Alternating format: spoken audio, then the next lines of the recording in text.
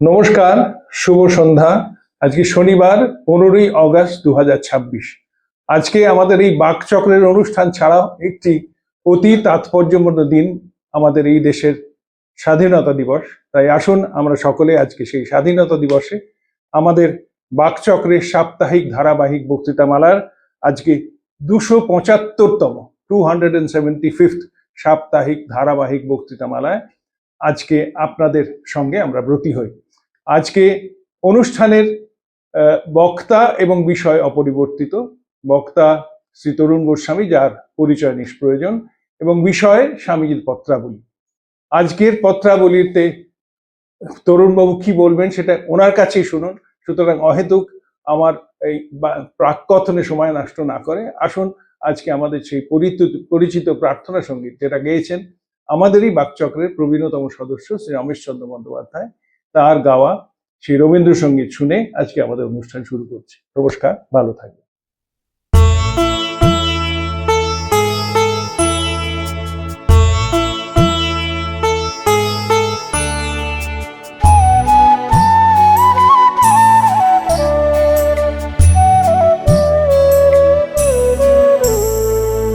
তোমারে করিয়াছি জীবনের রূপতারা, এ সমুদ্রে আরো কবু হব না গো পথহারা।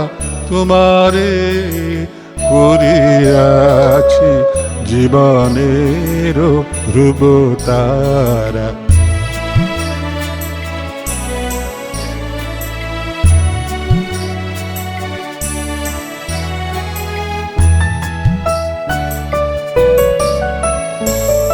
যেথায় আমি যাই না গো তুমি প্রকাশিত থাকো, যেথায় আমি যাই না গো তুমি প্রকাশিত থাকো। অকুল নয়ন জলে ঢালো গো কিরণ ধারা। তোমারে করিয়াছি জীবনের রূপতারা।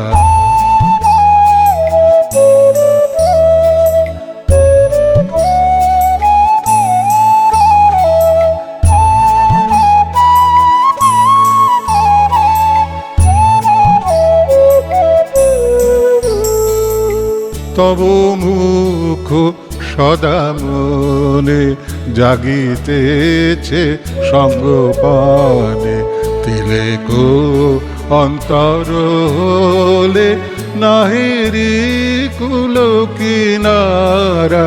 তব মুখ সদা মনে জাগিতেছে সঙ্গপানে, তিলেকো অন্তর হলে নাহেরি কুল কিনারা। কখনো বিপথে যদি ভ্রমিতে চাহে হৃদি, কখনো বিপথে যদি ভ্রমিতে চাহে হৃদি, অমনীয় মুখ হেরি শরমে যে হয় সারা। তোমারে করিয়াছি জীবনের রূপতারা, এ সমুদ্রে আরো কবু হব না গো পথহারা। তোমারে করিয়াছি জীবনের ধ্রুবতারা।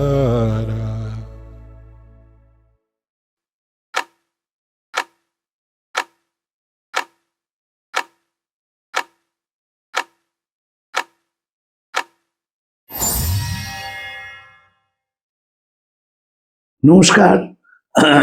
আজকে 15ই আগস্ট, ভারতবর্ষের স্বাধীনতা দিবস। 1897 সালে মাদ্রাজে স্বামীজি বললেন, আগামী 50 বছর দেশমাতা তোমার একমাত্র আরাধ্য দেবী হন, বাকি অকেজ দেবতা এখন ফেলে রাখলেও চলবে। সব দেবতা ঘুমোচ্ছেন, একটি দেবতা বেঁচে আছেন, তিনি ভারত তোমার স্বদেশ, তার কান এবং হাত সর্বত্র বিস্তৃত। 1897 সাল, তার ঠিক 50 বছর পরে 1947-এ ভারতবর্ষ স্বাধীন হয়। এটা অনেকে বলেন। আবার মনে রাখতে হবে যে স্বামীজি প্রথমবার পাশ্চাত্য থেকে আসার সময় যখন ভারত ভূখণ্ডে এসে পৌঁছন, তখন সেটি 23শে জানুয়ারি। সেদিনই আবার কটকে জন্মগ্রহণ করছেন বিবেকানন্দের মন্ত্রশিষ্য সুভাষচন্দ্র বোস, যিনি ভারতবর্ষের স্বাধীনতাকে অন্যভাবে ভেবেছিলেন। স্বামীজির কথা হচ্ছে freedom is the song of the soul, স্বাধীনতা হচ্ছে আত্মার মহাসঙ্গীত। সেই স্বাধীনতা স্বামীজি চেয়েছিলেন। Before giving any political ideas, first deluge the land with spiritual ideas. আধ্যাত্মিক চেতনা দিয়ে মন দেশটাকে ভরিয়ে দাও। আধ্যাত্মিক চেতনা মানে অনুভূতি প্রবণ হওয়া, আর কিচ্ছু না। আধ্যাত্মিক চেতনা মানে ঘন্টা বাজানো নয়। আধ্যাত্মিক চেতনা মানে বারবার মঠ মন্দিরে উপাসনালয়ে যাওয়া নয়। আধ্যাত্মিক চেতনা মানে কোনো রকম নিরামিষ খাওয়া বা কিছু নয়। আধ্যাত্মিক চেতনা মানে একটা গভীর জীবনবোধ, যে মানুষের অনুভূতিটাকে সেন্সিটাইজ করে, এক্সাইট করে। আপনারা ছোট্ট ঘটনা বলি। গতকাল একটি মেয়ে আত্মহত্যা করেছে। তাকে আমি দেখি কোনোদিন, তাকে আমি চিনতামও না।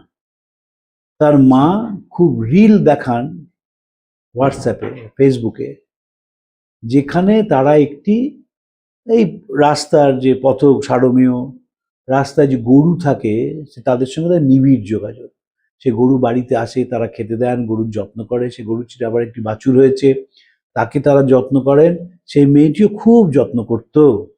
গতকাল সে আত্মহত্যা করলো। আমি সারা রাত ঘুমাতে পারলাম না যে এত পশু প্রেমী, এত তাদের পশুর সঙ্গে গভীর যোগাযোগ, মেয়েটির এমন জীবনে কি ঘটলো যে শরীর রাখলো না। যে সবচেয়ে প্রিয় আমাদের নিজের শরীর, সেটাকে হেলায় ফেলে দিয়ে সে আত্মহননের পথ বেঁধে নিয়ে জীবনটাকে স্তব্ধ করে দিল। তো স্বামীজি স্বাধীনতার কথা বলছেন, সেটা শুধু রাজনৈতিক স্বাধীনতা নয়। মনে রাখতে হবে, আমাদের যারা বিপ্লবী আন্দোলনে যোগ দিয়েছিলেন, কি সশস্ত্র বিপ্লব, কি নিরস্ত্র বিপ্লব, সকলেই ছিলেন স্বামীজির দ্বারা অনুপ্রাণিত। এবং যারা সশস্ত্র বিপ্লবে যোগ দিয়েছিলেন, তাদের দেশমাতৃকার কাছে পুজো করে তবে তারা এই সঙ্গে যোগ দিতেন। যেমন ধরুন, হেমচন্দ্র কানুনগো শ্রী অরবিন্দের কাছে, ভারত মাতার কাছে উৎসর্গ করার দীক্ষা পান। সেই দীক্ষা যখন তিনি পেয়েছিলেন, তখন পরের দিন বাংকারে নিবেদিতা যান, মেদিনীপুর কলেজের কাছে যে বাংকারটি আছে, সেইখানে নিবেদিতা গিয়ে তাকে ভারতবর্ষের স্বাধীনতা যে মন্ত্রগুপ্তি সেটি পাঠ করান। বিপ্লব আন্দোলনের জনক ছিলেন বিবেকানন্দ, এবং বিবেকানন্দ নিয়ে সিডিশন কমিটি বলল, Vivekananda after death has become more dangerous than when he was alive। ভারতবর্ষের স্বাধীনতা স্বামীজি বিশ্বাস করেছেন, এবং বিশ্বাস করেছেন ভারতবর্ষ আগামী দিনে পৃথিবীকে পথ দেখাবে। এবং কিভাবে দেখাবে? স্বামীজি বলছেন, ভারতবর্ষ আবার জাগবে, জড়ের শক্তিতে নয়, চৈতন্যের শক্তিতে। বিনাশের ধ্বংস পতাকা নিয়ে নয়, প্রেমের পতাকা নিয়ে। এই যে প্রেমের পতাকা নিয়ে একটা দেশ জেগে উঠবে, যে দেশ 190 বছর ইংরেজদের অধীনে ছিল, যে দেশ দীর্ঘকাল মুঘলদের অধীনে ছিল, তারা জেগে উঠবে এবং গোটা পৃথিবীকে তারা নিজেদের দর্শন, নিজেদের মত জানাবে। বিবেকানন্দ শিকাগো যে শেষ বক্তৃতা দিয়েছিলেন, সেখানে তিনি বলছেন, আগামী দিনে সব ধর্মের ওপর শত বাধা সত্ত্বেও লেখা হবে বিবাদ নয় সহায়তা, বিনাশ নয় পরস্পরের ভাবগ্রহণ, মতবিরোধ নয় ঐকতান শান্তি। স্বামীজিকে আমরা দেখব, ভারতবর্ষের যে দর্শন, ভারতবর্ষের চিন্তা তিনি তুলে ধরেছেন। যখন স্বামীজি শিকাগোয় বিখ্যাত হয়েছেন, শ্রী অরবিন্দ তখন বিদেশ থেকে ফিরেছেন, বড়োদার রাজার জরিপ বিভাগের কর্মী। তিনি বলছেন যে ভারতবর্ষ সেই প্রথম জেগে উঠল আত্মসমর্পণের জন্য নয়, যেন দু হাতে সেই পৃথিবীর গ্লোব যেটা আছে সেটাকে স্বামীজি পাল্টে দিতে ধরেছেন, এবং আত্মসমর্পণের জন্য নয়, নিজেকে প্রতিষ্ঠিত করবার জন্য। Going fourth of Vivekananda, marked out by the master as the heroic soul, destined to take the universe in his two hands and change it, was the first visible sign that India is awake, not only to survive but to conquer. রডা কোম্পানিতে যারা ছিলেন, সেই বন্দুক লুটের যে রডা কোম্পানির, সে রডার যে বন্দুক লুট করেন বিপ্লবীরা, তাদের মধ্যে একজন বিপ্লবী স্বামীজির কাছে গিয়েছিলেন স্বামীজি তখন ছোট, সেই বিপ্লবীটি তখন ছোট। স্বামীজি তার মাথায় হাত দিয়ে আশীর্বাদ করেছিলেন, তুমি দেশকে ভালোবাসো। জোসেফিন ম্যাকলাউড,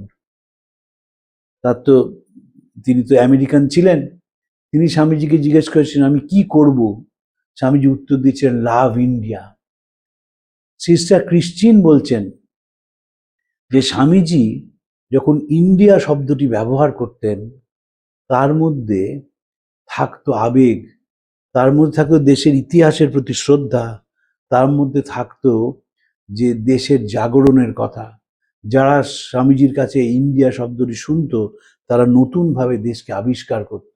তিনি বলছেন ধন্য সেই সব মানুষ যারা স্বামীজির সময় পৃথিবীতে জন্মেছিলেন, আর বিশেষভাবে আশীর্বাদ পুষ্ট তারা যারা স্বামীজির কাছে আসতে পেরেছিলেন। নিবেদিতাকে লাহোরে একজন বলেছিলেন যে স্বামীজি কেমনভাবে ভারতবর্ষকে ভালোবাসেন, কেমনভাবে ভারতবর্ষকে দেখেন।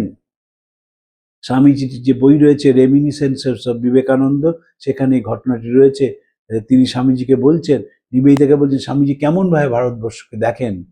ইন্ডিয়া ওয়াজ স্বামীজি's greatest passion. The thought of India was virtual an obsession with him. India throbbed in his breast. India beat in his pulses. India was his daydream. India was his nightmare. সব সময় তিনি ভারতবর্ষের কথা ভাবছেন এবং ভারতবর্ষের জাগরণের কথা ভাবছেন। কেমন ভারতবর্ষ? জ্বরের শক্তিতে নয়, চৈতন্যের শক্তিতে জেগে উঠবে। জামশেদজি টাটা, তাকে স্বামীজি বলছেন যে আমাদের আরো কলকারখানা স্থাপন করতে হবে যাতে দেশের মানুষ চাকরি করে খেয়ে পড়ে বাঁচতে পারে।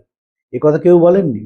আবার বলছে আমরা এমন ব্যবসায়িক প্রয়োজন যে ব্যবসায়ীরা মুনাফার দিকে তাকাবে না, আমাদের দেশের কারিগরের তৈরি করা জিনিস পৃথিবীময় ছড়িয়ে দেবে। ভাবতে পারেন, একদিকে কোঅপারেটিভ মুভমেন্ট আর একদিকে ইন্টারন্যাশনালি ভারতবর্ষে যা তৈরি করা জিনিস সেটাকে তারা ছড়িয়ে দেবেন। আমরা তো এখন মেক ইন ইন্ডিয়ার কথা বলি। স্বামীজি তখনকার দিনে বলছেন পরাধীন ভারত, এবং স্বামীজির দ্বারা অনুপ্রাণিত হয়ে প্রথম স্বদেশী মেলা হয়েছিল পশুপতি বসুর বাড়িতে 1906 সালে, এবং স্বদেশের জিনিসপত্র সেখানে দেখানো হয়। নিবেদিতা ভারতবর্ষের ভারত মাতার যে ছবি সেটি এঁকেছিলেন, ভারতের যে মানচিত্র এঁকেছিলেন, ফ্ল্যাগ এঁকেছিলেন নিবেদিতা। ফলে এই যে ভারতবর্ষটাকে স্বামীজি এইভাবে দেখছেন, সেটি স্বাধীনতার দিনে তিনি হচ্ছেন স্বাধীনতার জনক। এবং বিপ্লব যে আন্দোলন ছিল, সাহেবরা মনে করেছেন এই বিপ্লব আন্দোলনের জনক হচ্ছেন শ্রীরামকৃষ্ণ।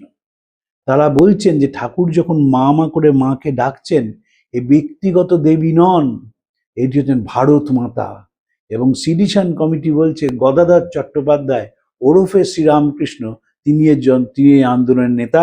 আমরা দেখব যে 1908 সাল থেকে শ্রী অরবিন্দের গ্রেপ্তারের সময় থেকে, গ্রেপ্তারের কিছু আগে থেকে সাহেবরা বারবার ভাবছে যে সন্ন্যাস বিপ্লব বুঝি আসতে চলেছে, এবং তারা লিখছে বারবার শ্রীরামকৃষ্ণের কথা।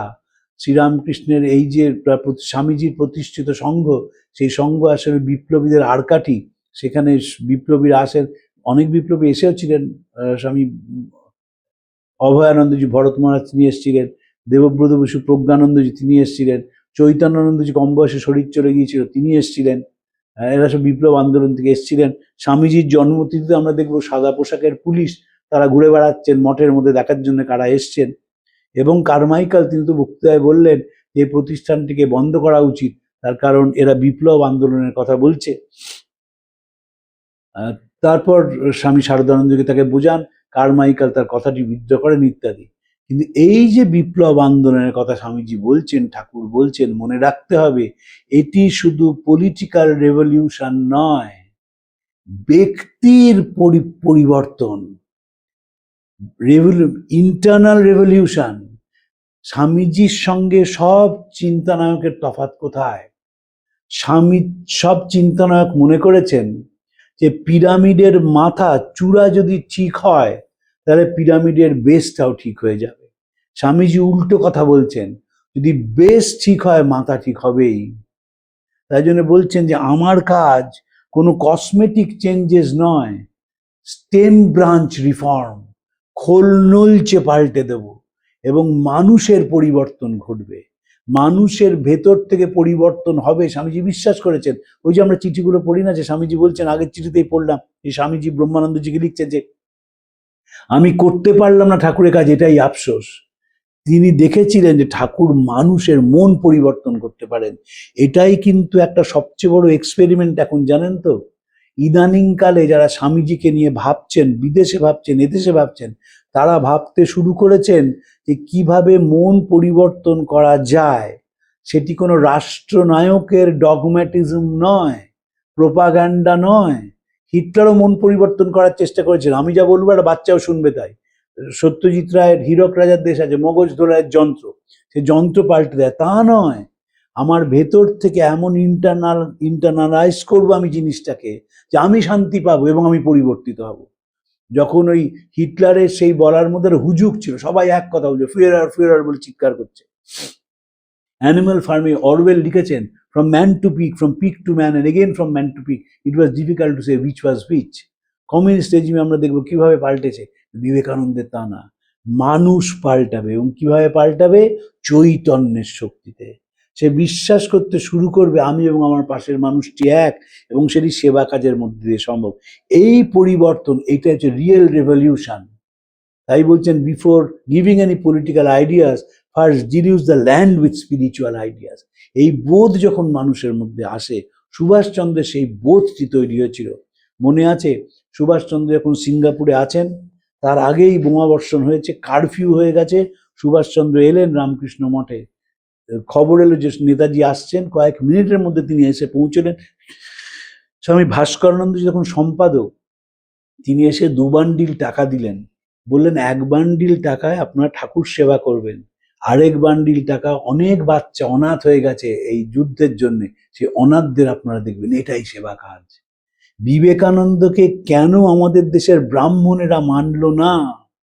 তারা ভাবতে পারেনি যে অন্তজদের কণ্ঠে স্বর দেওয়া যায়। দরিদ্র নতুন ভারত বেরুক চাষার কুটির থেকে, ভুনাওয়ালার উনুনের পাশ থেকে, ঝোড় জঙ্গল পাহাড় পর্বত থেকে, কলকারখানা থেকে, মুদির দোকান থেকে। এবং বলছে উচ্চ বর্ণেরা তোমরা তোমাদের অঙ্গুরীয়গুলোকে ত্যাগ করে তোমরা লীন হওয়া, নতুন ভারত বেরুক। এইটা আমাদের দেশের পণ্ডিতেরা মানলেন না। তারা মানলেন না যে হতদরিদ্র মানুষটি সে যখন যন্ত্রণায় কাঁদবে, আমি যখন চোখের জল মুছাবো, সেটাই ধর্ম। মানলেন না তারা, এখনো মানেন না। আমাদের দেশে কেন ডিগনিটি অফ লেবার নেই? আমরা মনে করি যে যারা তথ্য পেয়েছে, যারা তথাকথিত শিক্ষিত হয়েছে, তাদের স্কিল আছে, আর যারা সাধারণ মানুষ তাদের স্কিল নেই। আমি যেহেতু আমার জীবনের দীর্ঘদিন রেলের রিপোর্টার ছিলাম, আমি হাওড়া স্টেশন এবং শিয়ালদা স্টেশনে মাল লোডিং আনলোডিং দেখতাম। ওই যে প্রচুর মাল আসে, যে কুলিটি একটা মোয়ের মতন জিনিসে উঠে গিয়ে সেই মালটি নামান, তার যদি স্কিল ডেভেলপমেন্ট না হতো, মেডুলা অবলঙ্গেটা ভেঙে যেত, সিদ্ধা তছনছ। ওটাও স্কিল ডেভেলপমেন্ট। আমরা সেই স্কিলটা মানতে রাজি নই। এই দেশের সবচেয়ে দুর্ভাগ্য সেটি। স্বামীজি দেখলেন যে সাধারণ মানুষ এ জেগে জাগলো না, এবং যতক্ষণ না জাগবে ভারতবর্ষ জাগবে না, তিনি বিশ্বাস করেছেন। তাই বলছেন জ্বরের শক্তিতে না, চৈতন্যের শক্তিতে। তাই জন্য চিঠি লিখছেন মাহেশ্বরের রাজাকে, এই জীবন কদিনের, জীবনের চাকচিক্য কদিনের, সেই বেঁচে থাকে যে পরের জন্য বেঁচে থাকে, বাকিরা মৃত প্রেত তুল্য। গল্প বলছেন শ্রীরামকৃষ্ণ। মাঝি যাচ্ছে, একজন যাত্রী নৌকায়, সে যাত্রীটি পণ্ডিত। তিনি জিজ্ঞেস করছেন মাঝিকে, তুমি ব্রহ্মসূত্র পড়েছো? মাঝি চুপ। উপনিষদ পড়েছো? আরো চুপ। শাস্ত্র পড়েছো? কিছুই বলতে পারছে না মাঝি। এবার ঝড় উঠেছে। ঝড় যখন উঠেছে, মাঝি বলছে উপায় নেই, আমাদের এখন সাঁতার দিয়ে যেতে হবে। তখন সে পণ্ডিত বলছে, আমি তো সাঁতার জানি না।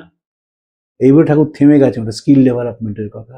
আমরা স্কিল ডেভেলপমেন্টকে সম্মান জানালাম না। কেন? কারণ কর্মযোগ মানলাম না বলে।